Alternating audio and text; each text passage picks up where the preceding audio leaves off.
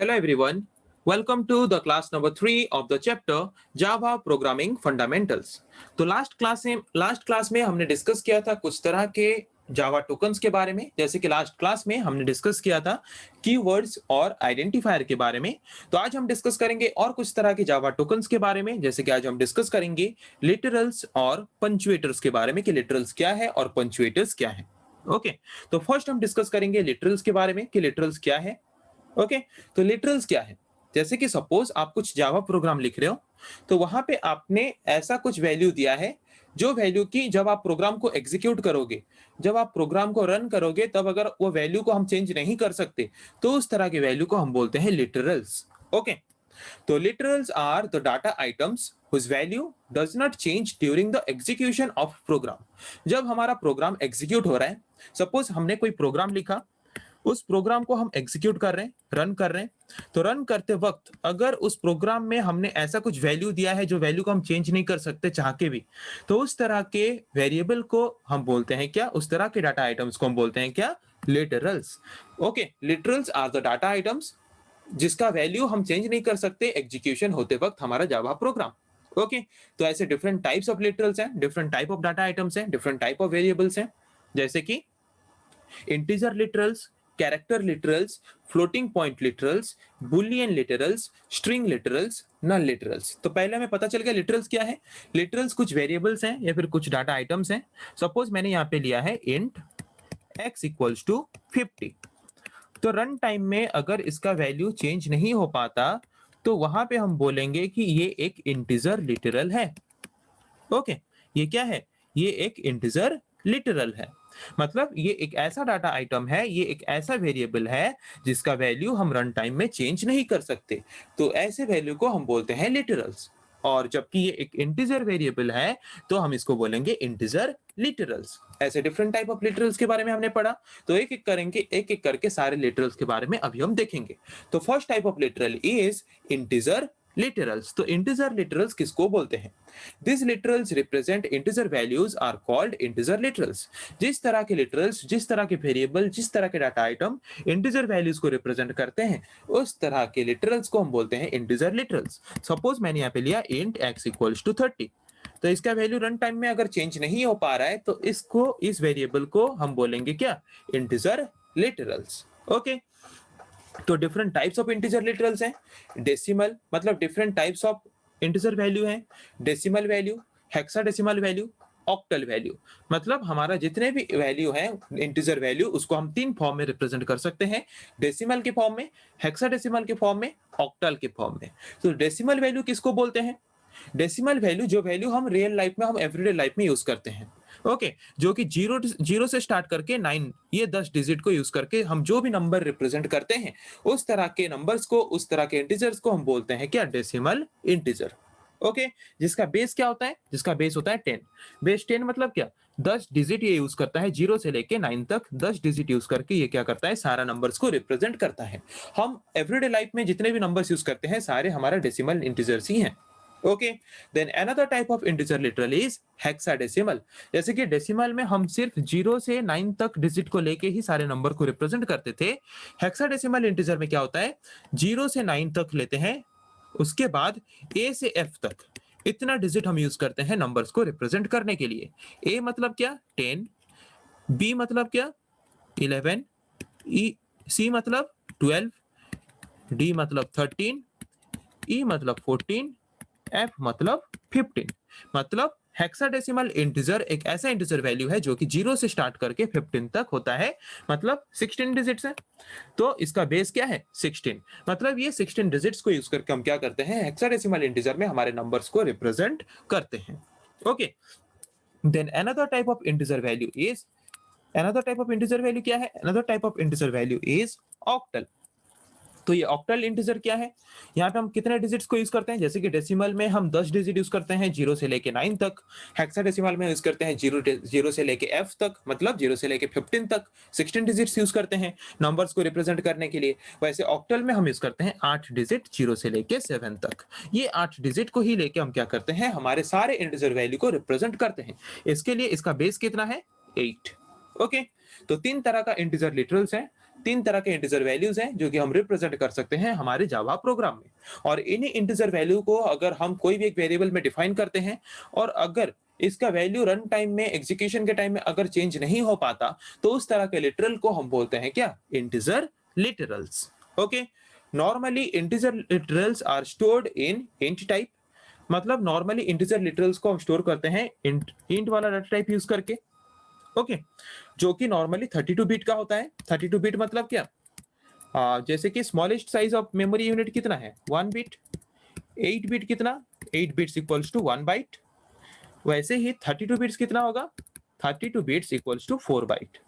Okay, तो हर एक इंटीजर वेरिएबल, हर एक इंटीजर लिटरल कितना byte of memory space reserve करता है? अगर हम एक इंटीजर वैल्यू स्टोर करेंगे by using int data type, तो वो by default 4 byte of memory space क्या करेगा? हमारे मेमोरी में रिजर्व करेगा। और अगर हमको उससे भी और ज्यादा बड़ा साइज का अगर कुछ integer value, integer literal store करना है, तो वहां पे हम इंट की जगह पे यूज करते हैं लॉन्ग, जो क्या करता है? जो कि उससे भी और ज्यादा लंबा, मतलब 64 बिट। 64 बिट मतलब क्या? 8 byte of memory space reserve करता है इंटीजर वैल्यू को स्टोर करके रखने के लिए हमारे मेमोरी में। ओके, तो यहाँ पे क्या लिखा है देखते हैं। Normally integer literals are stored in int type. Integer literals को नॉर्मली हम इंटीजर डाटा टाइप यूज करके स्टोर करते हैं, जो कि 32 बिट साइज का मेमोरी स्पेस रिजर्व करता है हमारे मेमोरी में। पर अगर हमें उससे भी और बहुत ज्यादा लार्ज नंबर ऑफ कुछ वैल्यू स्टोर करके रखना है, तो वहां पे हम यूज करते हैं लॉन्ग टाइप को। ओके, जहां पे हम क्या यूज करते हैं? जहां पे हम यूज करते हैं एल, कैपिटल एल या फिर स्मॉल एल यूज करते हैं एंड में। जैसे कि सपोज बहुत ही लंबा कोई नंबर है, सपोज 543271 ऐसे कुछ लिखते हैं कोई नंबर, कोई एक लॉन्ग डाटा टाइप यूज करके हम नंबर डिफाइन कर रहे हैं, तो लास्ट में हम यूज करते हैं एल, कैपिटल एल और स्मॉल एल, इसको यूज करके उसको डिफाइन करते हैं, ये बताने के लिए कि हमारे एग्जीक्यूशन के टाइम कंपाइलर को ये बताने के लिए कि ये एक लॉन्ग डाटा टाइप का इंटीजर वैल्यू है। उसको डिफाइन करने के लिए हम इसके आगे यूज करते हैं स्मॉल एल और कैपिटल एल को। अदरवाइज बाय डिफॉल्ट हम नॉर्मली यूज करते हैं इंट डाटा टाइप को हमारे इंटीजर लिटरल्स को डिफाइन करने के लिए। इंटीजर लिटरल्स यूज करके अगर हम कुछ वेरिएबल का वैल्यू डिफाइन करते हैं, तो वो 32 bits of memory space reserve करता है हमारे मेमोरी में। और अगर हम लॉन्ग डाटा टाइप यूज करके कुछ इंटीजर लिटरल वैल्यू स्टोर करते हैं, तो वो 64 bit of memory space reserve करता है हमारे मेमोरी में। ओके, तो यहाँ पे तीन तरह का इंटीजर लिटरल्स हमने देखा, डेसिमल, हेक्साडेसिमल, ऑक्टल। ओके, तो हेक्साडेसिमल लिटरल्स को हम कैसे डिफाइन करेंगे हमारे प्रोग्राम के अंदर? सपोज कुछ हेक्साडेसिमल नंबर हम डिफाइन कर रहे हैं, तो उसके शुरू से हम उसको ऐड करते हैं 0 और x, जिसकी वजह से पता चलेगा कि ये एक हेक्साडेसिमल नंबर है। उसके बाद आपको जो नंबर लिखना है लिख सकते हो। ऑक्टल नंबर को रिप्रेजेंट करने के लिए शुरू में हम ऐड करते हैं 0, और डेसिमल नंबर को रिप्रेजेंट करने के लिए कुछ भी स्पेशल नोटेशन जरूरत नहीं है। नॉर्मली हम जैसे लिखते हैं, सपोज मैंने यहाँ पे लिखा 50, नॉर्मली ऐसे लिखेंगे। तो इसका एग्जांपल देखते हैं, तो आसान तरीके से समझ आ जाएगा कि किस तरह के लिटरल को हम कैसे डिफाइन कर सकते हैं हमारे प्रोग्राम में। ओके, फॉर एग्जाम्पल कोई एक इंटीजर लिटरल है नंबर 10। 10 एक नंबर है, इसको अगर हम डेसिमल में रिप्रेजेंट करेंगे, नॉर्मली 10 ही लिखेंगे। हेक्साडेसिमल में अगर रिप्रेजेंट करेंगे, तो 0 to 9 था और 10 को हम रिप्रेजेंट करते थे कैसे? a के द्वारा। तो इसको हेक्साडेसिमल अगर है, तो इससे पहले हम प्रीफिक्स क्या लगाएंगे? 0x, और उसको रिप्रेजेंट करेंगे 0x, और उसके बाद 10 को रिप्रेजेंट करते हैं हम a के द्वारा हेक्साडेसिमल में। तो हेक्साडेसिमल में हम 10 को रिप्रेजेंट करेंगे इस फॉर्मेट में। और अगर ऑक्टल में हमें रिप्रेजेंट करना है, तो 10 को ऑक्टल में रिप्रेजेंट करने के लिए तो 10 को पहले डिवाइड करना पड़ेगा हमें 8 से। 8 1 जा 8। ओके, उसके बाद यहाँ पे नंबर क्या दिया है हमारा? 12। तो अगर हमें किसी भी नंबर को ऑक्टल फॉर्म में डिजाइन करना है या फिर डिफाइन करना है, तो उसको हम रिप्रेजेंट कर सकते हैं कैसे? उसको हम रिप्रेजेंट कैसे इस फॉर्म में कर सकते हैं। तो ये 1 2 बाय मिस्टेकली है, ये है 1 8। ओके, सॉरी 1 2 सही है। 8 1 जा 8, तो बचा कितना? रिमाइंडर 2। तो कितना वैल्यू आया हमारा? 1 2। मतलब जिस वैल्यू को हम डेसिमल में 10 के द्वारा रिप्रेजेंट करते हैं, हेक्साडेसिमल में a के द्वारा रिप्रेजेंट करते हैं, उसको हम ऑक्टल में अगर रिप्रेजेंट करेंगे तो क्या आएगा? 1 2। ओके, तो कोई भी ऑक्टल नंबर को रिप्रेजेंट करने के लिए उसके पहले हम प्रीफिक्स क्या लगाते हैं? 0। तो इसको हम रिप्रेजेंट करेंगे 0 1 2 के द्वारा। सही है ये। ओके, तो जिस नंबर को हम डेसिमल में 10 के द्वारा रिप्रेजेंट करते थे, उसी नंबर को हमने रिप्रेजेंट किया हेक्साडेसिमल में 0xa के फॉर्म में, और उसी को हमने ऑक्टल में रिप्रेजेंट किया 0 1 2 के फॉर्म में। ओके, अलग अलग तरह के इंटीजर लिटरल्स में हम अलग अलग फॉर्मेट में उसको क्या करते हैं, रिप्रेजेंट करते हैं। ओके, वही लिखा गया है। अगर हम कोई भी नंबर को डेसिमल फॉर्मेट में रिप्रेजेंट करते हैं तो उसको नॉर्मली लिखेंगे, जैसे कि हमने यहाँ पे लिखा 10, और उसको फिर हमने ऑक्टल में अगर कन्वर्ट किया तो 8 में डिवाइड करना पड़ेगा। 8 1 8, रिमाइंडर रहा 2, तो कितना आया 1 2, और उसके पहले प्रीफिक्स लगाएंगे 0।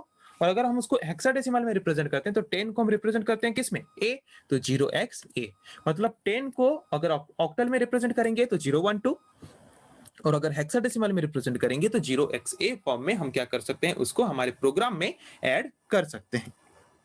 ओके, तो ये था इंटीजर लिटरल। उसके बाद आते हैं और एक तरह के लिटरल के बारे में जिसका नाम है कैरेक्टर लिटरल्स। अगर हम कुछ कैरेक्टर वैल्यू को डिफाइन करते हैं जो कि रन टाइम में, एग्जीक्यूशन के टाइम में अगर चेंज नहीं हो सकता, तो उस तरह के लिटरल को हम बोलते हैं character literals. Those literals represent a single unicode character and appear within a pair of single quotation marks called as character literals. पहले कैरेक्टर हम किसको बोलते हैं, सिंगल कोड के अंदर हम जो भी यूनिकोड को रिप्रेजेंट करते हैं उसको हम बोलते हैं कैरेक्टर। ओके, जैसे कि सपोज मैं लिखता हूं ए, उसको सिंगल कोड के अंदर रिप्रेजेंट किया, ये हो गया एक कैरेक्टर। स्मॉल ए, इसको सिंगल कोड के अंदर रिप्रेजेंट किया, ये एक कैरेक्टर। 1, इसको सिंगल कोड के अंदर रिप्रेजेंट किया, ये एक कैरेक्टर। कोई भी एक सिंबल, उसको सिंगल कोड के अंदर रिप्रेजेंट किया, वो भी एक कैरेक्टर है। सिंगल कोड के अंदर अगर हम कोई भी यूनिकोड कैरेक्टर को रिप्रेजेंट करते हैं तो उसको हम बोलते हैं कैरेक्टर्स। ओके, और उन्हीं कैरेक्टर्स को अगर हम डिफाइन करते हैं पहले ही हमारे प्रोग्राम में और जिसको हम रन टाइम में चेंज नहीं कर सकते, तो उस तरह के लिटरल्स को हम बोलते हैं character literals. Okay, there are some character literals, ऐसे भी बहुत सारे कैरेक्टर लिटरल्स हैं जिसको कि हम कीबोर्ड के द्वारा इंसर्ट नहीं कर सकते हमारे जावा प्रोग्राम में, जैसे कि बैकस्पेस हो गया, टैब हो गया। इसको हम हमारे प्रोग्राम में ऐड नहीं कर सकते, या फिर हम हमारे प्रोग्राम में डायरेक्टली कीबोर्ड के द्वारा इनपुट नहीं कर सकते। तो उसके लिए कुछ स्पेशल टर्म्स हैं, जैसे कि उसको डिफाइन करने के लिए या फिर उसको रिप्रेजेंट करने के लिए हमारे प्रोग्राम में हम यूज करते हैं बैकस्लैश को और रिप्रेजेंट करते हैं। जैसे कि यहाँ पे आप देख सकते हो, अगर हम बैकस्पेस ऐड करना चाहते हैं, किसमें, बैकस्पेस अगर हम ऐड करना चाहते हैं हमारे प्रोग्राम में, तो वहां पे हमें यूज करना पड़ेगा बैकस्लैश, और उसके बाद हमें लिखना पड़ेगा बी को, तब जाके ये हम जावा प्रोग्राम में हम इस कैरेक्टर को ऐड कर पाएंगे हमारे प्रोग्राम में।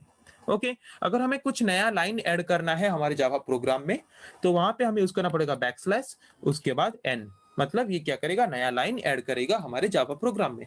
वैसे अगर हम टैब ऐड करना चाहते हैं तो बैकस्लैश टी, अगर हम बैकस्लैश ऐड करना चाहते हैं हमारे प्रोग्राम में, ऐसे कुछ एक बैकस्लैश ऐड करना चाहते हैं हमारे प्रोग्राम में, तो डायरेक्टली हम ऐड नहीं कर सकते, उसके लिए हम क्या क्या करना पड़ेगा, डबल बैकस्लैश यूज करना पड़ेगा। अगर हम सिंगल कोट ऐड करना चाहते हैं हमारे प्रोग्राम में, तो डायरेक्टली हम सिंगल कोड को ऐड नहीं कर सकते, तो वहां पे उसको ऐड करने के लिए हमें यूज करना पड़ेगा बैकस्लैश, उसके बाद हमें सिंगल कोट देके सिंगल कोटेशन मार्क को हम ऐड कर सकते हैं हमारे जावा प्रोग्राम में। तो कोई भी कैरेक्टर्स को अगर हम जावा प्रोग्राम में ऐड करते हैं जिसको कि हम एग्जीक्यूशन के वक्त और रन करते वक्त अगर चेंज नहीं कर सकते, तो उस तरह के लिटरल्स को हम बोलते हैं character literals. Then another type of literal is floating point literals. तो फ्लोटिंग पॉइंट लिटरल्स किसको बोलते हैं, कोई भी फ्लोटिंग पॉइंट नंबर अगर हम जावा प्रोग्राम करते वक्त डिफाइन किए हैं और अगर उसको एग्जीक्यूशन करते वक्त हम चेंजेस नहीं कर सकते, तो उस तरह के वेरिएबल को या फिर उस तरह के लिटरल्स को हम बोलते हैं floating point literals. Floating point number किसको बोलते हैं, real numbers, point values, fractional value, point values, real numbers को हम मेनली बोलते हैं फ्लोटिंग पॉइंट नंबर्स। और वही फ्लोटिंग पॉइंट नंबर्स को अगर हम एग्जीक्यूशन के वक्त चेंज नहीं कर सकते, तो उस तरह के वैल्यूज को, उस तरह के लिटरल्स को हम बोलते हैं floating point literals. Those literals represent real numbers are called floating point literals. अगर मैंने कुछ वेरिएबल लिया है, okay, float x equals to 3.2, तो ये है एक फ्लोटिंग पॉइंट नंबर या फिर रियल नंबर। रियल नंबर को ही हम बोलते हैं फ्लोटिंग पॉइंट नंबर, और उसी फ्लोटिंग पॉइंट नंबर को जो लिटरल डिफाइन करता है, उसी लिटरल को हम बोलते हैं फ्लोटिंग पॉइंट लिटरल्स। ओके, तो फ्लोटिंग पॉइंट नंबर को हम डिफाइन कर सकते हैं जावा प्रोग्राम में दो तरह के डाटा टाइप्स यूज करके, एक है फ्लोट और एक है डबल।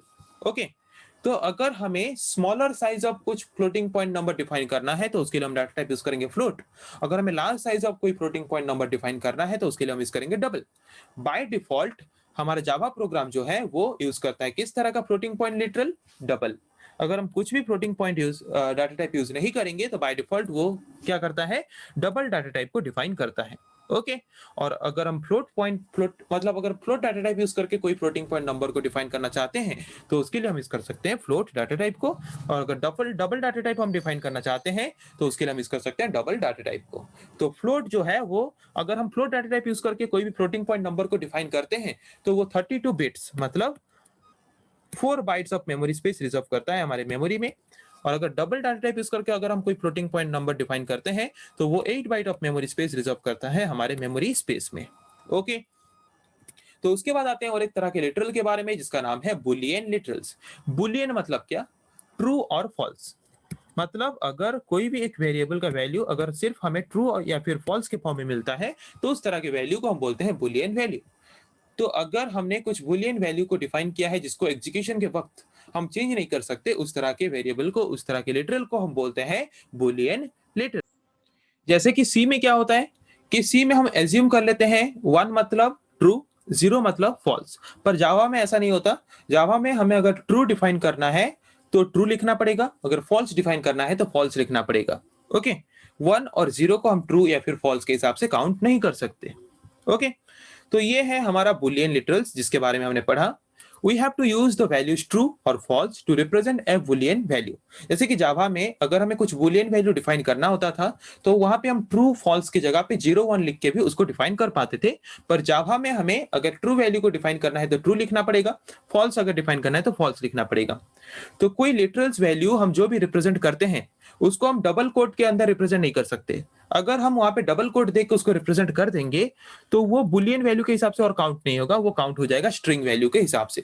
बिकॉज स्ट्रिंग वैल्यू को हम रिप्रेजेंट करते हैं हमेशा डबल कोट के अंदर।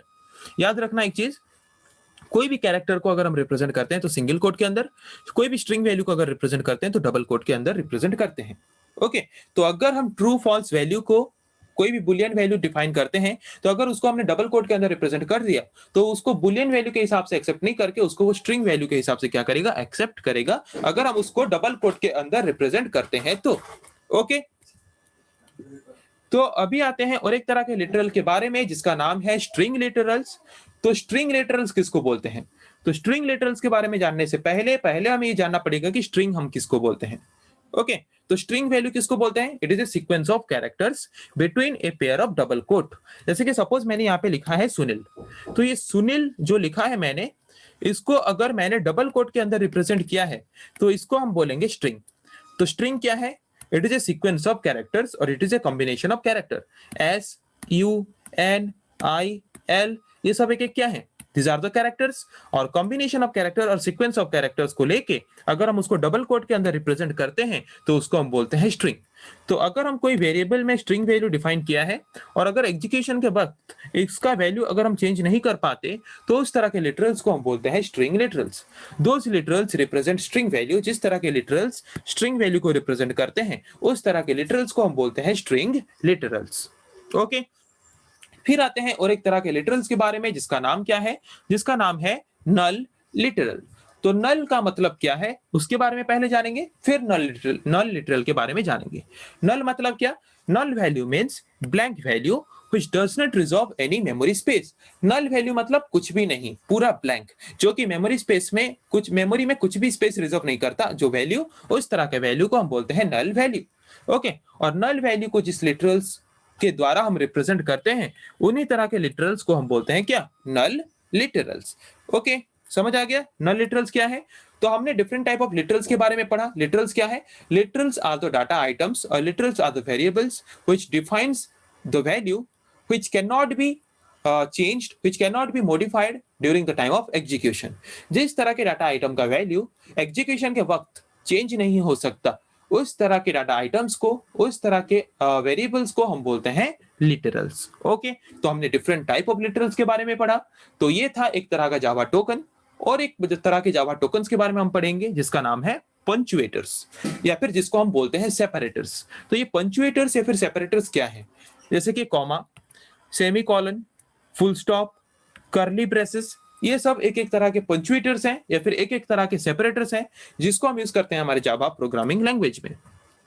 Punctuators are used for grouping and separating the numeric and non-numeric data। चाहे वो न्यूमेरिक डाटा हो, नॉन न्यूमेरिक डाटा हो, उसको सेपरेट करने के लिए या फिर उसको ग्रुप करके गैदर करके रखने के लिए हम यूज करते हैं जिस तरह के जावा टोकन्स को, उस तरह के जावा टोकन्स को हम बोलते हैं पंक्चुएटर्स। तो डिफरेंट टाइप ऑफ एग्जांपल क्या है पंक्चुएटर्स का? Parenthesis, curly braces, bracket symbol, semicolon, comma, full stop, ऐसे डिफरेंट टाइप ऑफ पंक्चुएटर्स हैं जिसको हम यूज करते हैं हमारे जावा प्रोग्रामिंग लैंग्वेज में। ओके, जैसे कि आप यहाँ पे एक एग्जांपल देख सकते हो, यहाँ पे हमने यूज किया कॉमा। ये एक वेरिएबल है, ये एक वेरिएबल है, दोनों वेरिएबल को सेपरेट करने के लिए हमने यहाँ पे यूज किया कॉमा। यहाँ पे हमने और एक वेरिएबल यूज किया सेमीकोलन। ओके, तो ये कुछ पंक्चुएटर्स हैं जिसको हम यूज करते हैं हमारे जावा प्रोग्राम में। ये भी एक एक तरह के जावा टोकन्स हैं, ये भी स्मॉलेस्ट एलिमेंट्स हैं हमारे जावा प्रोग्राम का, जिसको हम हमारे जावा प्रोग्राम में यूज करते हैं। ओके, तो आज हमने डिस्कस किया दो तरह के जावा टोकन्स के बारे में। First type of Java tokens was literals and another type of Java token was punctuator. इन दोनों के बारे में आज हमने डिस्कस किया। फिर नेक्स्ट क्लास में डिस्कस करेंगे हम और एक तरह के जावा टोकन्स के बारे में। आज के लिए इतना ही। Thank you.